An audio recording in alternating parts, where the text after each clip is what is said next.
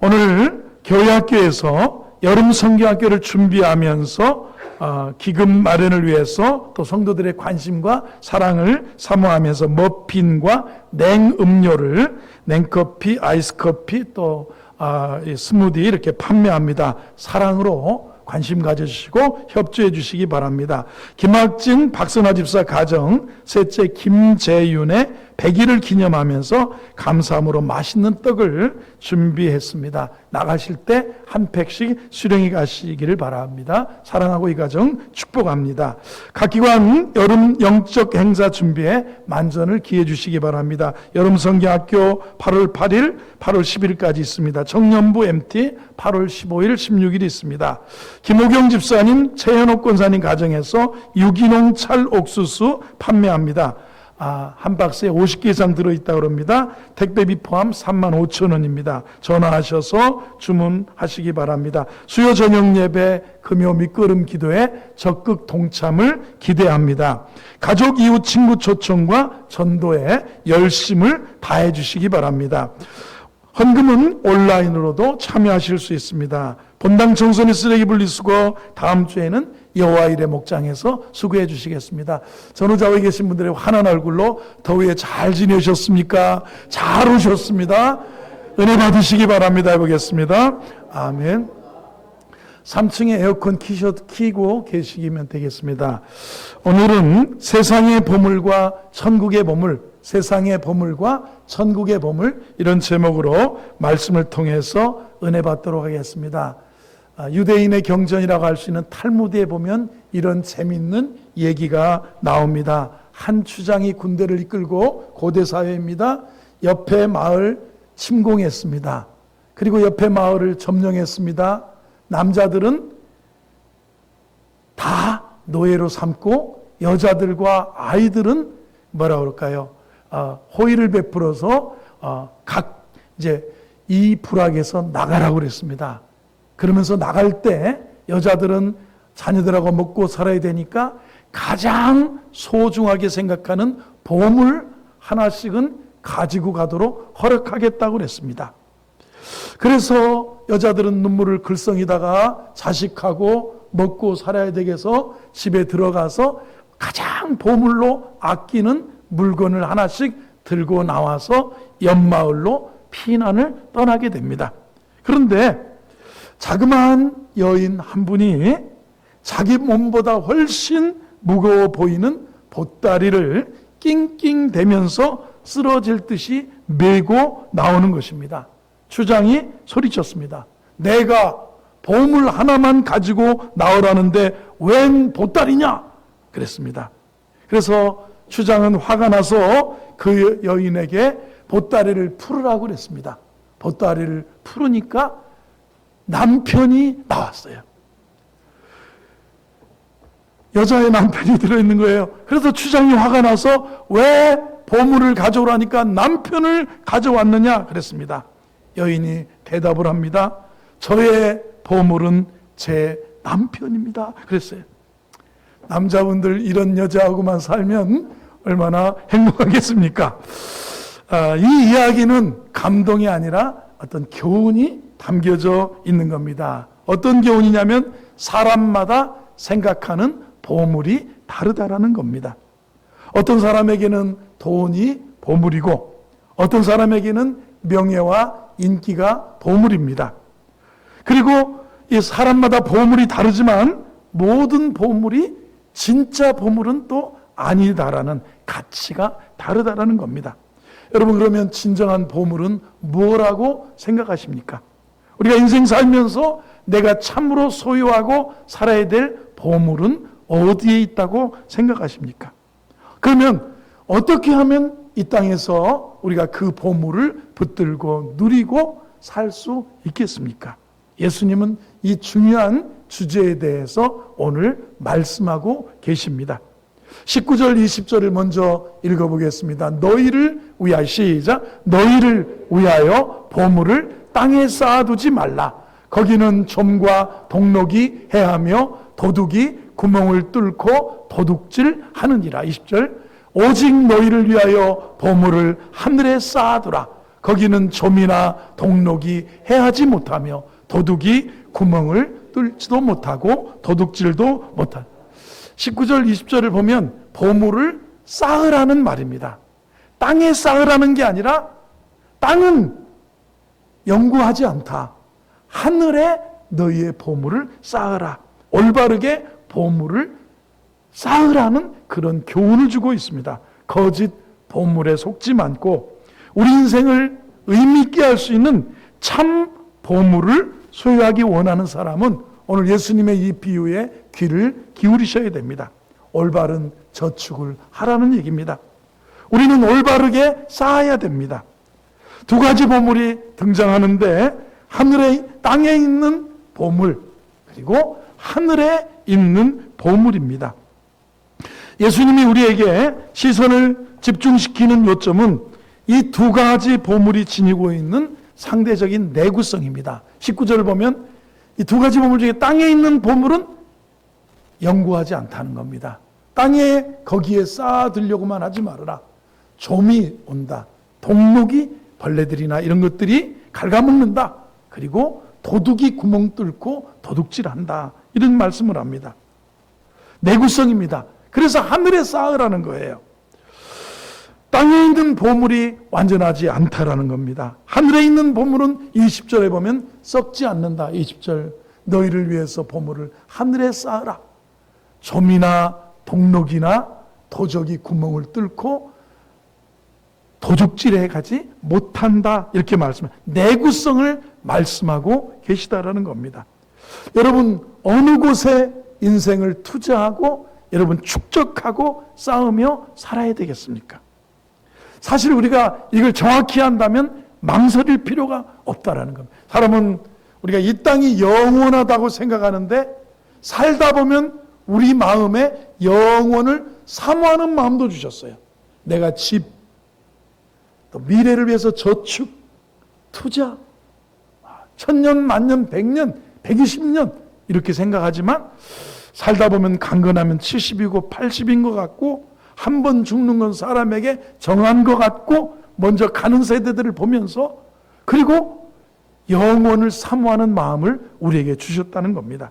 그래서 우리가 우리의 인생이 정말 투자하고 저축해야 되는데 어디에 투자하고 저축하고 살아야 될지를 우리가 배운다라는 겁니다. 예수님의 말씀의 요점이 뭡니까? 19절에 너희를 위하여 보물을 땅에 쌓지 말아라. 좀이 온다. 동록이 해한다. 도둑이 구멍을 뚫고 가져간다. 예수님 당시에는 은행이 없었습니다. 요즘 돈 어디다 놓습니까? 은행에 넣습니다. 집에 장판에 깔고 앉아 계신 분은 돈이 많이 없는 분이에요. 용돈 받아서 할머니가 그냥 장판에 10,000원짜리, 50,000원짜리 깔고 계신 거예요. 많아야 200, 300 남기고 가실 거예요. 근데 대부분, 이제는 100%의 사람들이 은행에 넣고 현금도 안 가지고 다니는 시대를 살지 않습니까? 카드로, 아니면 휴대폰으로 찍고, 아니면 그냥 바로 그냥 그 시간에 계좌 이체를 하고 살아가는 시대를 우리가 살고 있습니다. 그래서 예수님 당시에 3가지 방법으로 사람들은 자기의 보물을, 재물을 쌓았습니다. 하나는 의복에 쌓았습니다. 옷이 무슨 돈이 되냐고 이해할지 모르지만 오늘날에도 사극을 보면 종종 임금님이 누군가에게 비단을 하사합니다. 옷감을 하사하는 것입니다. 옛날에는 의복이 그만큼 귀중했습니다. 그런데 의복의 문제는 쌓아도 땅에다 쌓으면 좀이 먹는다는 거예요. 오늘 결혼한 두 부부가 예전에 오래전에 결혼했잖아요. 그때 어머니가 나한테 양복을 하나 이렇게 맞춰줬어요.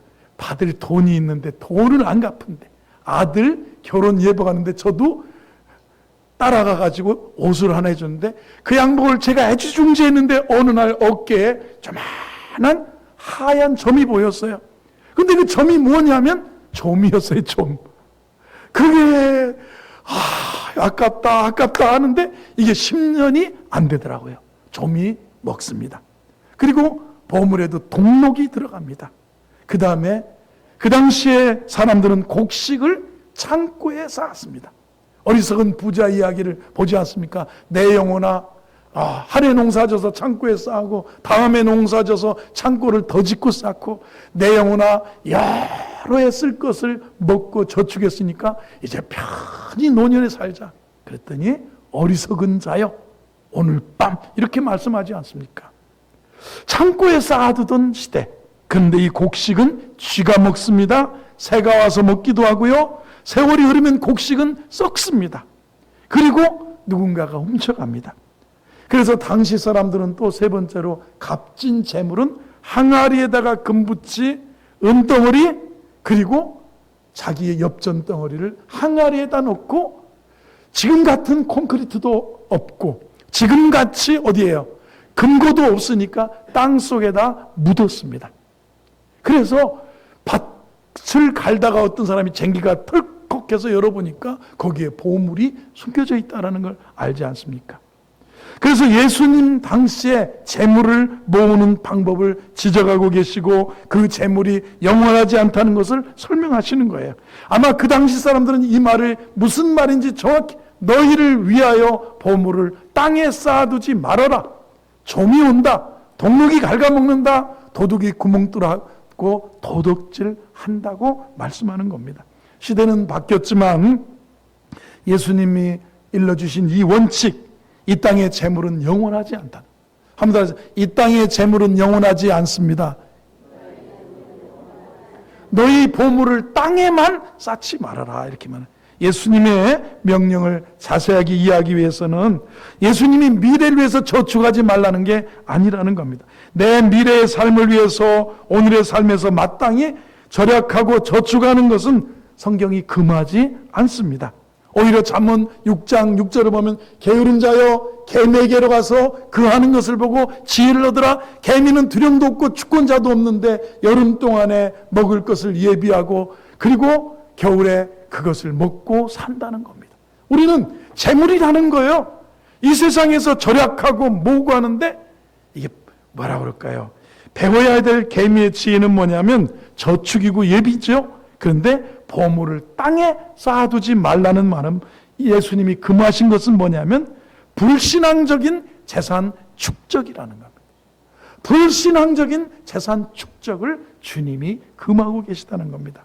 너희를 위하여 보물을 땅에, 너희를 위하여 문구가 제대로 해석해야 됩니다. 돈이 나를 지켜줄 것이라는 잘못된 믿음. 돈이 신이에요. 돈이 하나님이에요. 근데 돈은 하나님이 아니라는 거예요. 돈은 하나님이 아니라는 거예요. 돈이 나를 지켜주지 않고요. 돈이 나를, 그거는 영원히 가지 않습니다. 여러분, 요즘은 어떻게 합니까? 우리가 예금을 하고 저축을 하고 은행이 파산하기도 하고요. 주식에 넣기도 해요. 주식은 반토막도 나고 어떤 사람은 말하기를 10분의 1 토막도 난다고 그러면, 아니면 상장 폐지도 된다고 합니다. 그리고 어떤 사람은 아파트를 막 사는 거예요. 저 동탄 저 밑에 어디입니까? 평택 지방에 삼성전자가 들어온다고 그래가지고 아파트를 2채씩 사놨대요. 근데 삼성전자가 반도체 장사가 안 돼서 거기에 공장 짓은 것도 반도 안 되게 짓고 마무리도 않고 그래서 거기에 집을 2채씩 사는 사람은 다 파산했대요.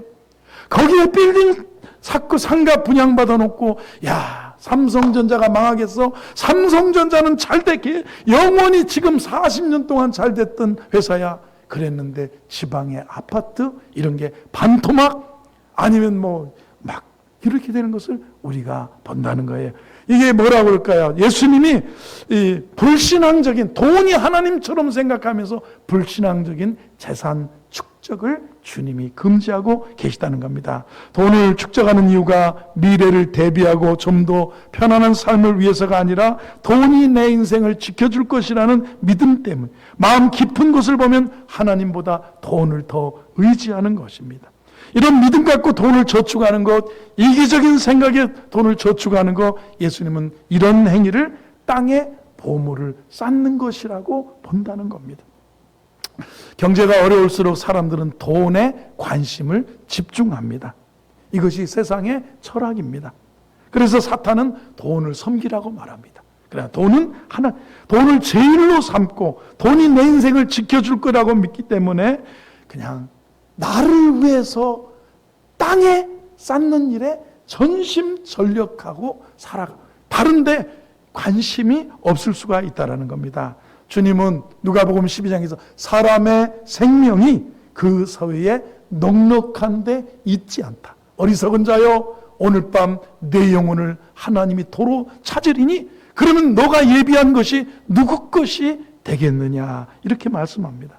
재물은 우리가 이 땅에 있는 동안만 소유하는 것입니다. 초대 교부 가운데 오리겐이라는 분이 있어요. 교부는 뭐냐면 예수님이 계셨습니다. 12사도가 있습니다. 베드로, 야고보, 요한 같은 12사도. 근데 이 12사도가 순교당하고 다 죽고 난 다음에 12사도한테 배운, 예수님이 죽으시고 부활하시고 승천하신 다음에 3년 반 동안 예수님한테 배운 그 12제자가 있습니다. 12제자한테 직접 배운 사람이 교부라고 합니다. 교부. 그러니까 이 교부들 중에 오리겐이 있는데, 오리겐은 사도들에게 직접 배운 사람입니다. 우리 그리스도인은 환전상이다 그랬습니다.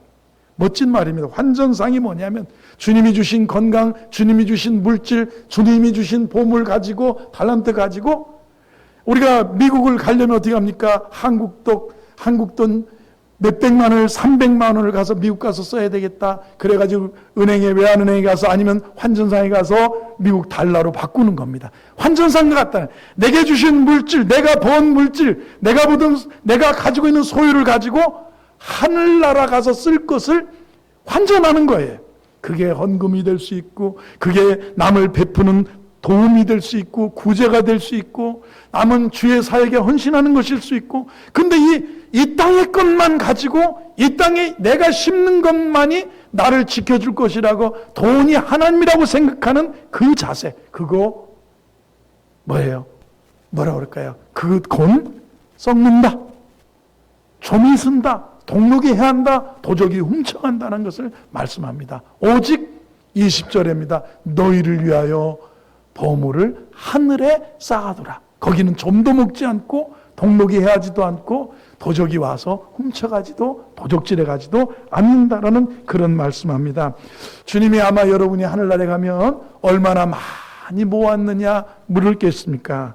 아니면 내가 내게 맡긴 것을 얼마나, 어떻게, 어디에 잘 쓰고 왔느냐, 이렇게 물으실 거예요.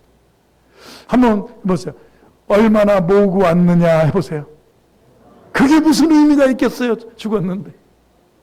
어디에 어떻게 쓰고, 어디에 어떻게 베풀고 나누고 드리고, 주의 일에, 아니면 부모 형제에게, 아니면 이웃에게 쓰고 왔느냐, 이걸 물으시겠지.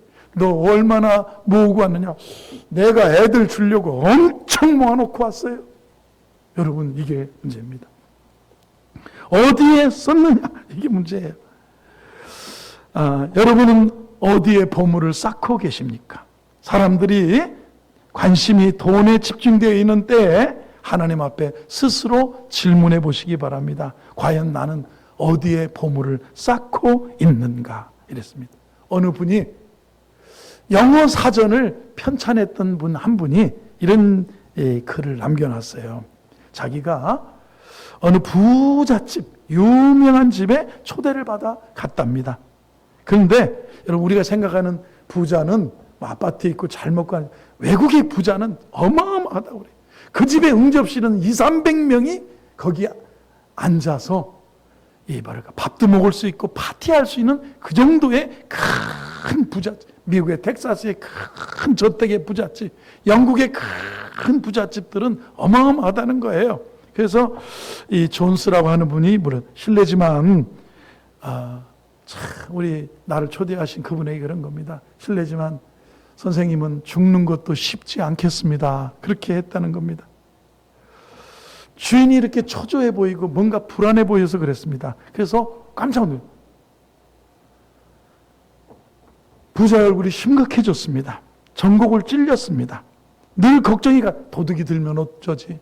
내가 죽으면 어쩌지? 사실 제가, 여러분, 영국의 황실은 예를 들어서 찰스 황태자가 아들 둘을 키웠고 부인이 있었고 그러는데 캐나다에 영국 연방이니까 스키 타러 온다 그러면 찰스 황태자 부부가 비행기 1호 비행기에 오고 둘째 아들은 2호 비행기에 오고 첫째 아들은 2호 비행기에 오고 둘째 아들은 부인하고 어떤 때는 3호 비행기를 타고 오는 거예요. 황태자, 이게 한 방에 다 죽으면 영국 왕실이 대가 끊긴다는 거예요. 예를 들어서 부자가 부부하고 그 다음에 자식까지 한 번에 비행기로 다 가는 법이 없다는 거예요. 1호에 남편 가고 2호에 부인 가고 그래 1호에 둘째 아들 가고 2호에 셋째 아들 가고 뭐 이렇게 나눠서 간다는 거예요. 왜? 이거 한 번에 죽으면 큰일 난다고 생각하는 거예요.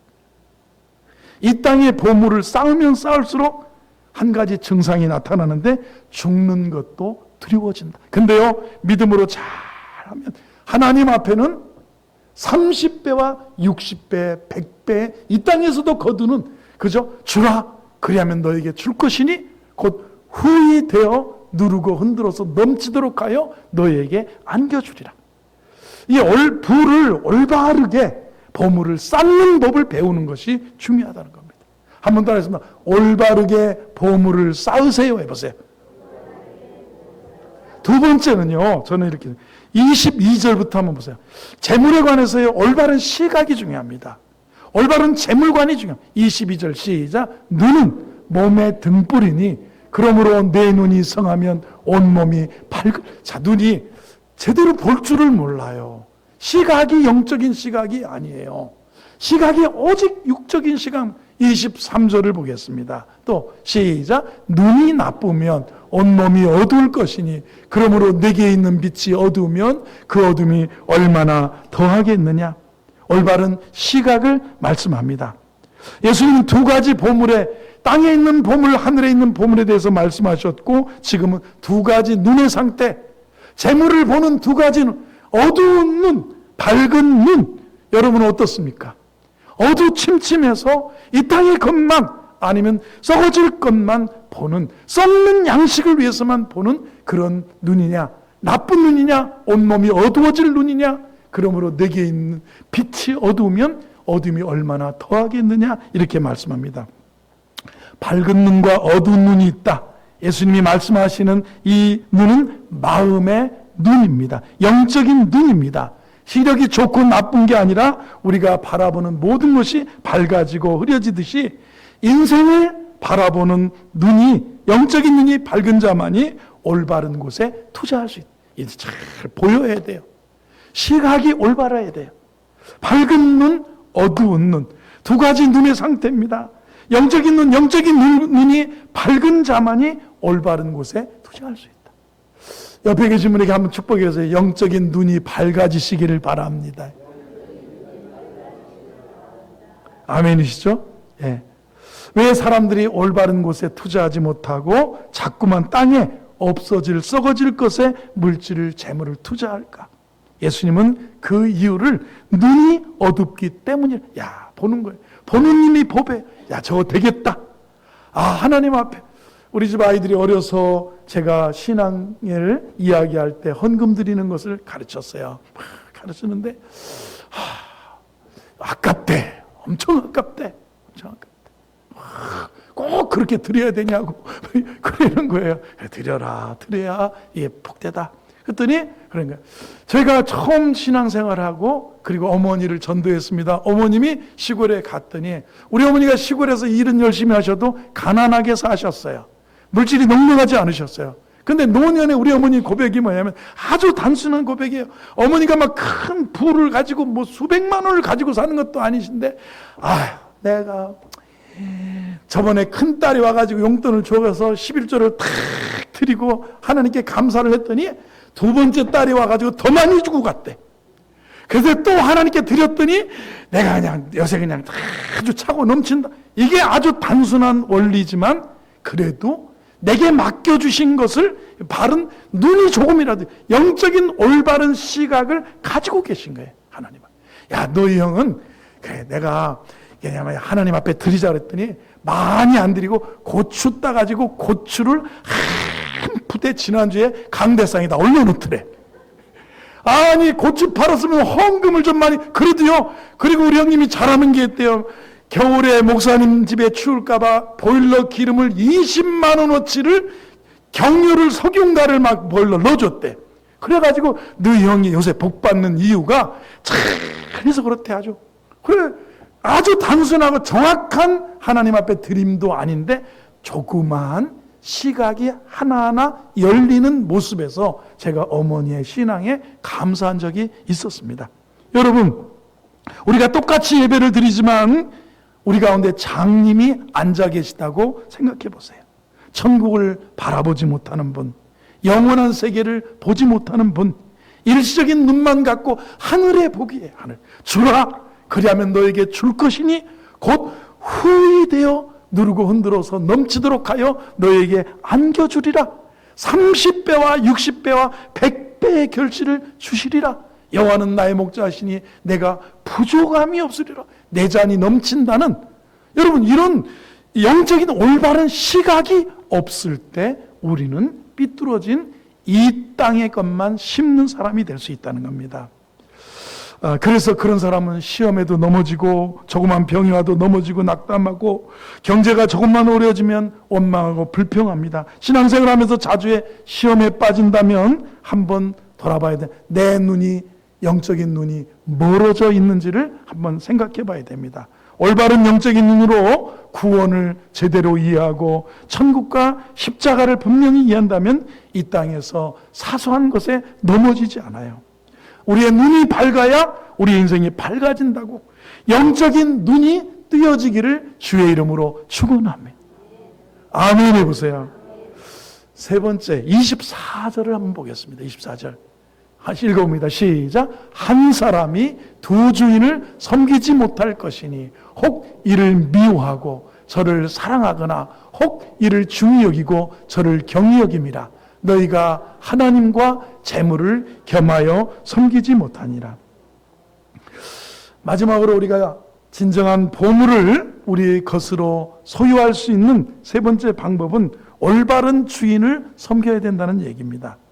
한 사람이 두 주인을 섬기지 못한다. 하나님과 재물을 겸하여 섬기지 못한다 그랬습니다.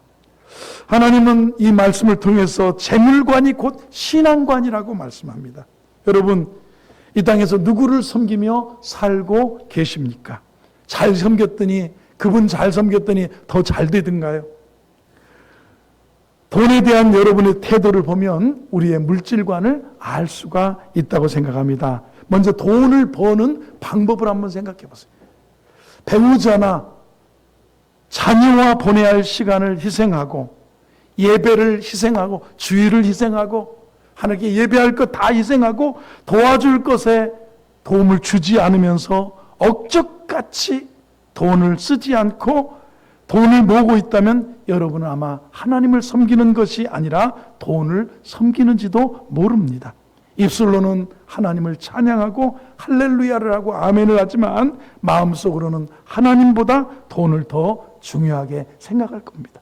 수단 방법을 가리지 않고 부정한 방법으로 돈을 모으고 쌓고 있다면 여러분은 돈을 섬기고 있는 것입니다. 두 번째, 돈을 어떻게 쓰는가를 보면 얘가 재물을 섬기는지 하나님을 섬기는지 알 수가 있습니다. 어디에 나는 돈을 쓰고 있는지 한번 생각해 보세요. 정말 하나님 앞에 온전한 마음으로 소득의 10분의 1을 드리고 있고 11절을 온전히 드리지 못한다면 내가 과연 하나님을 잘 섬기고 있다고 단언할 수 있겠습니까? 돈을 섬기고 있습니다. 자기의 의복과 쾌락을 위해서는 아낌없이 씁니다. 여행을 위해서 쓰고, 해외여행을 위해서 쓰고, 또 호캉스를 위해서 쓰고, 다 내가 좋은 명품 가방을 사기 위해서 쓰는데 하나님 앞에는 아무것도 그냥 조금만 드린다면 그것도 문제입니다. 가정과 자녀를 위해서는 아낌없이 씁니다. 그러나 하나님의 사업과 하나님의 사역과 남을 돕는 일에 또 주의 복음을 위해서 쓰지 않는다면 우리는 돈을 섬기고 있는 거라는 겁니다. 지금 당장은 가난하더라도 저 하늘에 가져갈 영원한 보물로 인해서 기뻐하고 즐거워하고 하늘의 상이 크다. 하나님이 복 주신다. 만복의 근원 되신 하나님이 여호와께서 그 얼굴을 내게 비추사 은혜 베푸시고 복 주시고 지켜주시고 은혜 주시고 평강 주실 것을 기대하면서 우리가 우리가 재물을 사용하고 있다면 이것이 믿음입니다. 하나님과 재물을 겸하여 섬길 수. 지금 당장은 여러분 그래요. 가난하더라도요, 환전상이 그거예요. 내가 하나님 앞에 드림이 축복이다, 드림이 복이다, 이렇게 생각해요. 이 얘기하고 오늘 설교를 마치겠습니다. 어느 날 어떤 목동의 이야기입니다. 농부 이야기입니다. 목장에 이제 들어가서 보니까 배가 부르겠던 암소가 송아지를 낳는데 누런 송아지 그리고 하얀 송아지에서 2마리를 낳았어요. 농부가 기분이 여보 하고 하니까 왜요 하고 부엌에서 일하던 아내가 왜 그랬더니 우리가 저 배부른 소가 송아지를 낳는데 2마리를 낳았어. 하나는 누런 소, 하나는 하얀 소를 낳았다고. 내가 감동을 받았는데 이렇게 복 주셨으니까 요거 잘 키웠다가 하나는 우리가 미래를 위해서 저축하고 팔아서 하나는 주님께 드리면 좋겠다, 이런 마음이 생겼다는 거예요. 아유, 당신이 요즘 교회 나가더니 믿음이 좋아졌다고 하나님이 우리 농장에 큰 복을 주고 당신을 귀하게 복 주실 거라고 막 부인이 엄청 칭찬을 했어요. 그런데요, 부인이 그래, 여보 그런데 어떤 송아지를 드릴 거야? 그러니까 노란 송아지 드릴 거야? 그건 그때 가가지고 팔아가지고 그때 결정하기로 하고 둘이 이제 몇 개월이 지났습니다. 근데 남편이 하루는 막 들어오는데 얼굴이 푸르면서 여보 큰일 났어. 그래서 왜요? 그랬더니 주님의 송아지가 죽었어. 그러더래. 어떤 게 죽었는데 흰 놈이 죽었어. 그러더래. 아니 나한테 그때 붉은 놈이 이 주님의 송아지 아니고 흰 놈이 주님의 송아지 아니라고 그때 가봐서 한다고 그랬잖아요. 아니야, 내 마음속에는 항상 이 흰 놈이 주님의 송아지였는데 그 놈이 오늘 죽었다고 그러더라는 거예요. 여러분 웃지만 주님의 것은 언제나 죽은 것이 주님의 송아지일지도 몰라요. 안 될 때 안 하는 게 주님의 뜻이라고 생각하고 우리가 살아가는 삶이 있다는. 금전사정이 어려워질 때 우리가 맨 처음 아끼는 것이 옛날에 피아노 학원, 태권도 학원 이런 거, 예능 이런 거라고 그랬는데요. 성도는 제일 금전사정이 어려워질 때 하는 게 뭔지 아십니까? 헌금을 줄이는 거라는 겁니다. 헌금을 안 하는 거라는 겁니다. 그런데 오늘 성경은 너희가 하나님과 재물을 겸하여 섬기지 못하리라. 제가 고등부 때 정말 은혜가 충만했습니다.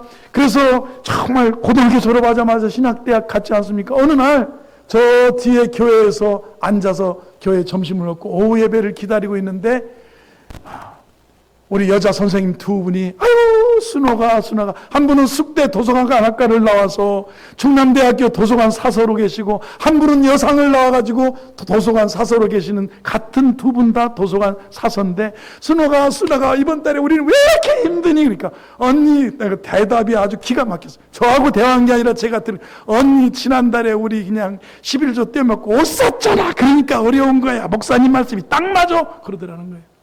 여러분 그래요. 우리가 이거는 웃자는 얘기가 아니고 너희가 하나님과 재물을 겸하여 섬기지 못한다. 이 산상수훈에서 세상의 보물과 하나님의 보물을 올바르게 보물을 저축하라, 쌓으라. 올바른 시각을 가지라. 눈이 성해야 온몸이 성하다. 눈이 어두면 온몸도 어둡다. 올바른 주인을 섬기라. 재물이 하나님이 아니에요. 돈은 하나님이 아니에요. 주님이에요. 주님. 오직 주님 섬기는 성숙한 믿음의 종들이 다 되기를 바랍니다.